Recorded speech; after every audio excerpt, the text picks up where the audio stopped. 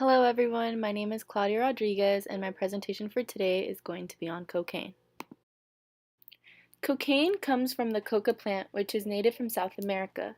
The coca leaves are used as a stimulant for native laborers to keep up with their stamina and keep on working. Cocaine was created by synthesizing the coca leaves and turning them into a white powder that could be snorted. In 1855 was when cocaine was first synthesized, but it wasn't until 1880 that its effects were recognized by the medical world. From the 1850s and the 1900s, it became popular among all social classes. In 1903, Coca-Cola banned cocaine from their Coke products. And in 1920, cocaine was added into the list of narcotics and to be outlawed by the Dangerous Drug Act of 1920. Cocaine is a highly addictive stimulant that directly affects the brain. It is one of the oldest known drugs. Cocaine is a Schedule II drug, meaning that it has a high potential for abuse, but it can be administered by a doctor for medical purposes. Cocaine comes in three forms. There's cocaine hydrochloride, which is a white crystalline powder.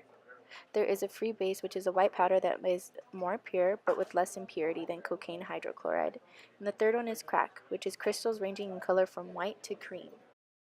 A few terms for cocaine are blow, flake, snow, crack, coke, sea, and rock.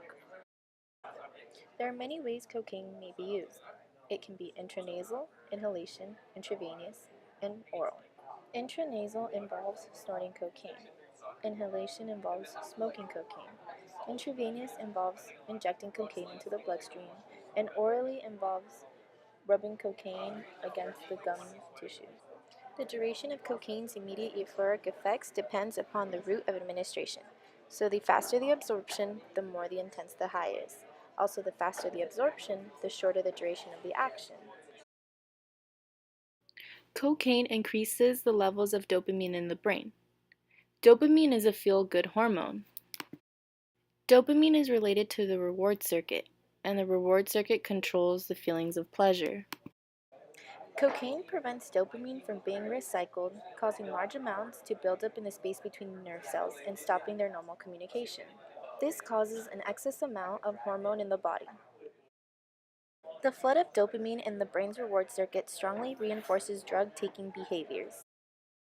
This results in people taking stronger and more frequent doses in an attempt to feel the same high. There are many short-term effects that cocaine has on a person. This includes extreme happiness, mental alertness, hypersensitivity to sight, sound, and touch, increased heart rate, increased blood pressure, constricted blood vessels, decreased appetite, increased temperature, and dilated pupils. Cocaine has immediate euphoric effects. Some people find that cocaine helps them perform simple physical and mental tasks more quickly, although others experience the opposite effects. Large amounts of cocaine can lead to bizarre and violent behavior. Long-term effects include irritability, mood disturbances, restlessness, paranoia, auditory hallucinations, cardiovascular effects such as disturbances in heart rhythm, heart attacks, respiratory effects, chest pain, and respiratory failure. Neurological effects include strokes, seizures, and headaches, and gastrointestinal effects include abdominal pain and nausea. There is no specific medication that can reverse a cocaine overdose.